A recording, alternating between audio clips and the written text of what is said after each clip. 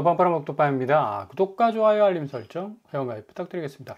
최근에 한강뷰 아파트가 거의 90% 이상 급감 추세를 보이고 있습니다. 근데 중요한 건 거래량이 90% 떨어졌는데 이에 상응하는 거래 금액이 얼마나 축소되고 있는지에 대해서는 제대로 데이터가 나오지 않다는 얘기죠. 그만큼 시장의 충격이라는 게 굉장히 민감하기 때문에 그러니까 사람이 돈을 이길 수가 없잖아. 자본주의 사회에서. 그러니까 돈에 굉장히 민감할 수밖에 없는데 거의 10조가량 거래 금액이 줄었습니다. 근데 이게 잘 알려지지 않아서 그냥 거래량만 줄면 그냥 손절 쳐가지고 사람들이 집을 안 사겠지라는 그런 차원으로만 생각이 되는데 거래 금액이 10조 정도 줄어버리면 시장 자체가 고사될 수밖에 없는 거죠. 지금 12월 거래량이 194건, 그러니까 200건 채 안 되는 그런 지금 수준이 와 있고 11월 거래도 2,300건에 지금 그치고 있습니다. 대체적으로 12,000건 그리고 8, 9천 건 정도 됐던 거래에 비하면 거의 세 발의 피다라고 말씀을 드릴 수가 있는데 그만큼 지금 아파트 시장은 상당한 조정기에 들어와 있다. 그러니까 627 규제와 11호 규제 나오면서 상당히 거의 이 쌍벽을 이루는 초강도 규제였습니다. 근데 시장은 반응이 어땠습니까?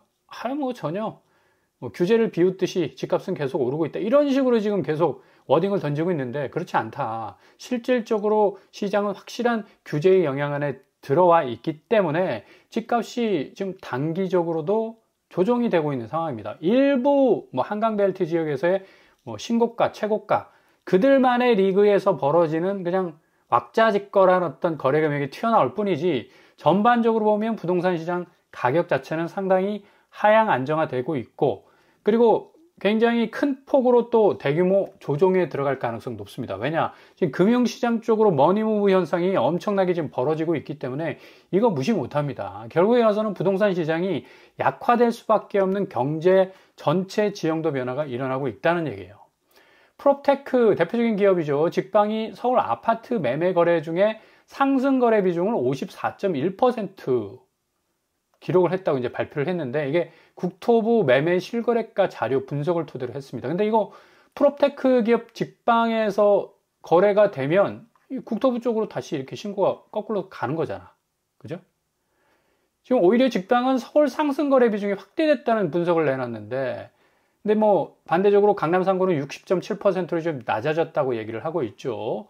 분양권 거래량 비교가 이제 이렇게 나왔습니다. 근데 실질적으로 이렇게 프롭테크 기업에서 하는 거래 대부분 이 증가량은 등기가 없는 거래도 많이 포함이 되어 있습니다. 그래서 플랫폼 직거래 증가에 의해서 지금 이제 국토부에서는 등기 꼭 공개를 해야 된다는 이 강력한 어떤 어필을 하고 있기 때문에 등기 안 치고 거래했던 이 거래량이 한 60% 정도 줄었어요. 그럼에도 불구하고 미등기 거래가 어마무시 많습니다. 그러니까 왜냐? 이런 프롭테크 아파트 거래에서는 미등기 상태 얼마든지 나올 수가 있습니다. 그러니까 소유권 이전 등기 완료되지 않은 아파트 선상에서 거래만 딱 완료가 되면 일단은 신고가 들어가기 때문에 이게 굉장히 국토부 실거래가 자료라고 하지만 상승 거래 비중이 54.1%를 찍었다는 건 좀 약간 고개를 갸우뚱하게 할 수 있는 그런 여지가 충분히 있다. 이거 지금 아파트 직거래 미등기 비율이 지금 60% 줄었다고 했지만 중개거래보다 지금 2.3배가 더 높아요. 중개거래는 현장에서 부동산 사장님들이 확실히 계약서 써가지고 도장 꽉 찍고 그리고 대행해주지 않습니까? 등기거래. 근데 지금 이렇게 등기 공개 정보 요청이 빗발치면서 미등기가 이제 67% 감소했는데 그럼에도 불구하고 2.3배가 이제 현장 거래보다 더 높다. 그래서 이런 어떤 이유 때문에 인터넷상에서 프롭테크 상에서의 어떤 거래 때문에 이 미등기 아파트 거래 모니터링을 해보니까 500채에 가까운 미등기 거래가 확인될 수 있었다. 결국에 가서는 이 직방의 이 상승 거래 비중 54.1%가 맞을 수도 있겠죠. 근데 실질적으로 프롭테크 기업에서 진행되는 이 거래는 이 미등기 상태가 굉장히 많다는 얘기. 그만큼 500채가 터져 나온다는 얘기는 지금 상승 거래가 굉장히 드물게 지금 형성이 돼 있는데 이거 전반적으로 하방 압력을 받고 있는 거래보다 상승 거래가 많다라는 그런 데이터는 조금 수긍하기 어려운 그런 면들이 많다는 얘기죠. 지금 쿠팡이 난리가 나가지고 지금 180만 명이 빠져나갔습니다. 그러니까 인터넷상에서의 이 거래가 굉장히 좀 편리하고 어느 정도 정보가 공개적이고 좀 투명한 어떤 부분은 있겠지만 데이터 부분에서 좀 취약한 면이 있다. 왜곡이 될 수 있다는 얘기죠. 뭐 쿠팡 같은 경우는 해킹을 당한 거고, 직방 같은 경우는 자기 프롭테크 안에서 일어나고 있는 거래들을 좀 이렇게 수집을 해가지고 다시 국토부로 보내서 그 국토부 거래 비율들이 고스란히 뭐 그쪽 안에서 거래된 그런 어떤 파이 안에 있는 거래들이니까 여러모로 조금 이 자료 부분에서 헷갈릴 수 있는 그런 어떤 부분들이 좀 크다. 실질적으로 지금 매매가를 보시면 마포구가 지금 6억 2천 떨어졌습니다. 2주일 상간의 거래입니다. 지난주 거래예요. 11월 27일. 송파구 5억 6천 떨어졌고요. 그 강남 3구에 속해 있는 한 곳, 그리고 강남이 아니지만 중강남이라고 해당되어 있는 마포구, 그리고 구로구도 5억 6천 떨어졌습니다. 딱 이렇게 상징적으로 3건이 나오지 않습니까? 실거래가 상에서는. 그러니까 송파구, 강남구도 떨어지는 양이 크고, 그 다음에 마포구, 중강남에 해당되는 마포구도 5억 이상 떨어지고요. 비강남권도 지금 구로구에서 5억 6천 떨어지고 있다는 얘기예요. 그러니까 그만큼 지금 현장 거래에서는 상당히 집주인들이 자기 스스로 자기 자가의 단가를 후려치지 않고서는 집을 팔기 힘들다라는 그런 어떤 상황들이 지금 펼쳐지고 있는데, 거래 금액도 지금 거래량만 지금 90% 줄었다고 얘기하고 있지 거래 금액을 지금 제대로 얘기를 안 하고 있습니다. 12조 3천억 정도 됐었는데 11호 대책 딱 시행되면서 3조 원으로 줄었어요. 거의 10조 원이 날아간 거야.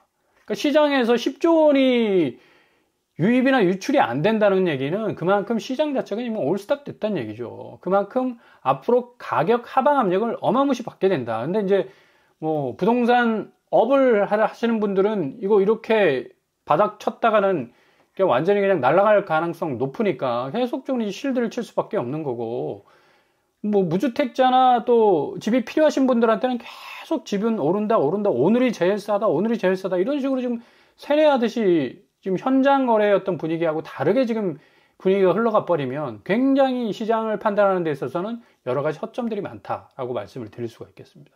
그리고 환율 변동성이 지금 주담대 금리를 계속해서 끌어올리고 있죠. 지금 환율하고 옛날에는 주담대 금리는 별로 상관이 없는 별도의 자기들만의 어떤 리그였는데, 이제 대부분 다 8, 90%가 뭐를 물고 들어왔다? 대출을 물고 들어왔어요. 그 대출 금액 자체가, 그 자본 자체가 우리나라 돈도 끼어 있지만 대체로 해외 자본도 많이 들어가 있습니다. 결국 금리나 환율 변동성은 고스란히 부동산 시장에 영향을 줄 거고, 금리 부분에서는 주담대 금리가 거의 지금 목에까지 지금 차오르고 있지 않습니까? 물이 어프 지금 하고 있는데 영끌이 그냥 죽어나게 생겼습니다.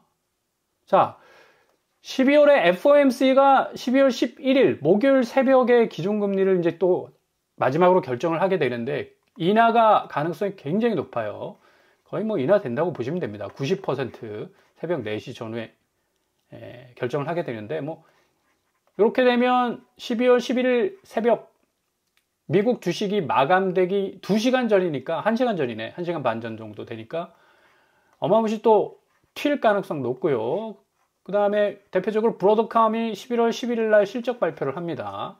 여기도 좀 주목을 좀 하실 필요가 있고, 자, 이런 식으로 지금 기준금리를 미국에서는 하지만 실질적으로 한국은 기준금리 인하를 못해. 왜? 이렇게 환율 변동성이 큰데, 환율 변동성이 너무 크잖아요.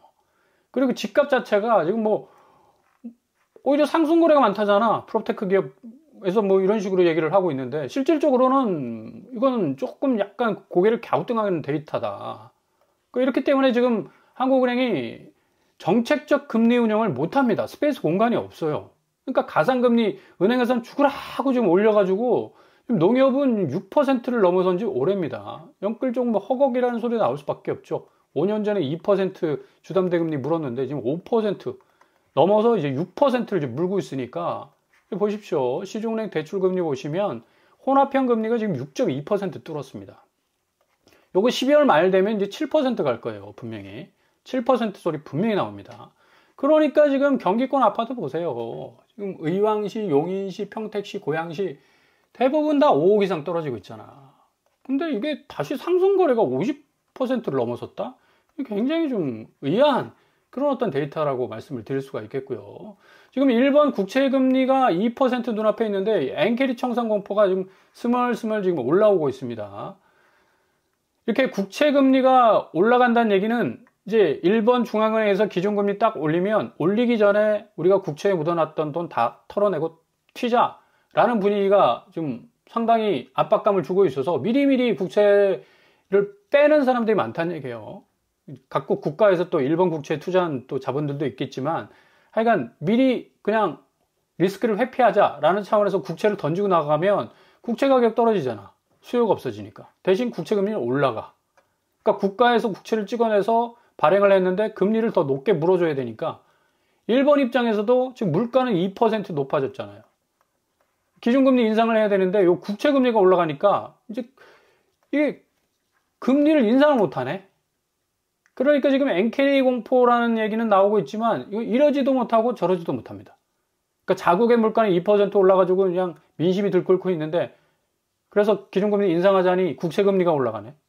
니네 기준금리 올린 다음에 우리 미리 빠져나갈게 하고 빤스런하는 자본들이 있기 때문에 국채 가격이 뚝뚝 떨어져. 일본 국채 가격이. 일본 국채 금리가 오르잖아. 그러니까 이런 현상이 지금 일어나고 있다는 얘기예요. 제가 보기에도 정말 기준금리 인상하기 어려울 겁니다. 2% 지금 국채금리 이렇게 오르고 있는데 일본이 이걸 어떻게 버팁니까? 일본 니혼게이자 신문 GDP 2% 겐니 가호 슈세. 그러니까 이제 하방 쪽으로 이제 수정을 해야 되지 않겠느냐라는 얘기가 흘러 나올 정도로 상당히 일본 경제도 지금 안 좋은 상황인데 기준금리 인상까지 간다? 굉장히 어려운 결정이 될 가능성이 높다라고 말씀을 드릴 수가 있어요. 엔캐리 트레이드 같은 경우는 일본의 초저금리 이용해가지고 고수익 자산이 이제 투자하는 방식인데 금리 인상해버리면 이거 다 던지고 나가지. 그죠? 또 미국 주식도 개박살나고 코스피 코스닥도 완전 박살납니다. 기준금리 인상해버리면. 그래서 일본은 엔캐리 트레이드 청산 우려 때문에 기준금리 인상하기 굉장히 어려울 겁니다. 안 한다고 보시면 되겠고요. 일단 코스피는 오늘 FOMC 기준금리 인하 여부 지금 관망하면서 대기 모드에 있는데 보합권에 있다고 하죠. 미국 기준금리 결정을 앞두고 여러모로 좀 고민에 쌓여 있는데 고민할 필요 없습니다. 90% 이상 인하할 가능성이 높다. 그래서 오늘 코스피는 4,100선 뚫었고요. 개인이 많이 사고 이제 외국인이 좀 빠져나가고 있는데 코스닥도 역시 반대로 외국인들이 좀 많이 사고 있죠.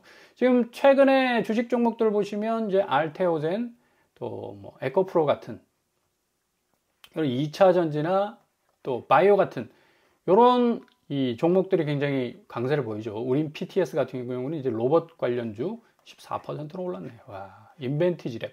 여기는 그냥 뭐 치매 약까지 이제 개발하는 바이오주니까 5.8%. 대화제약은 뭐 오늘 뚫어버렸습니다. 그러니까 코스닥도 상당히 이 바이오주, 로봇주가 대세고 반면에 아파트는 대장단지라 부르는 이런 115억 넘는 아파트들 대부분 거래량은 90% 이상 급감했다. 그러니까 지금 금융시장하고 완전히 명암이 쫙 엇갈리는 부동산 시장의 모습을 보여주고 있고 코스피, 삼성전자, SK하이닉스, LG 에너지 솔루션, 그죠?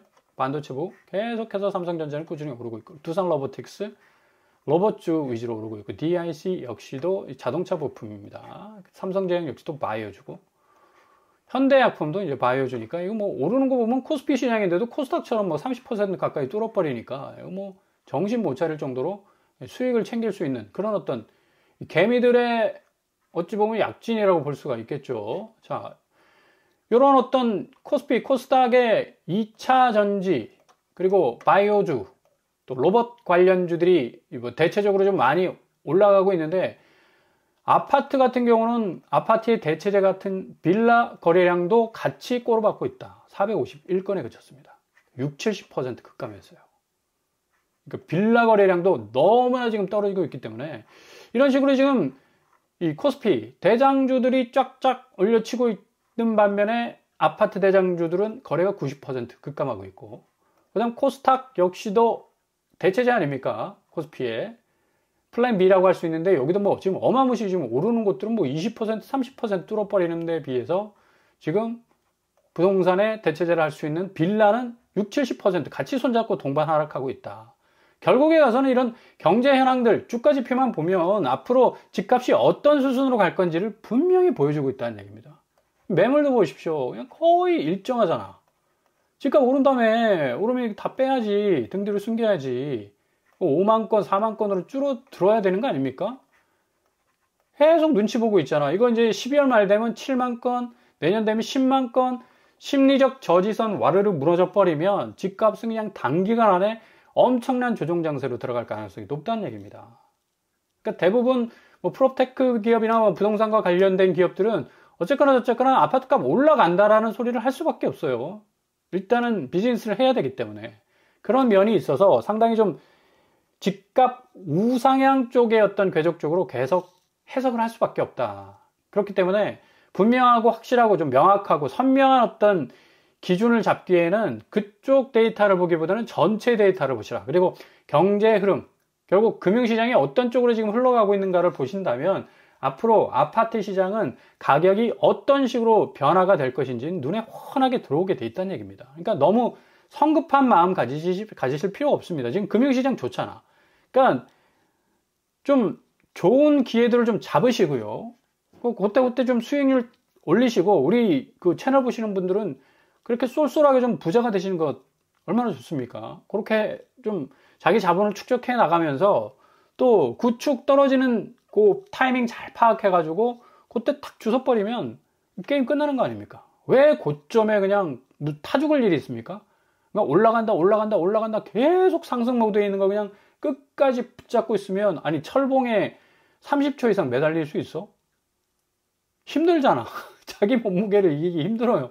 그렇게 고점으로 올라가는 아파트값 대롱대롱 매달려가지고 결국 추락할 수밖에 없다는 얘기입니다. 그러니까 너무 무리하지 마시라. 차분하게 시장 상황을 좀 잘 살펴보면서 기회를 잡아 나가신다면 좋은 골든타임 맞이하실 수 있을 겁니다.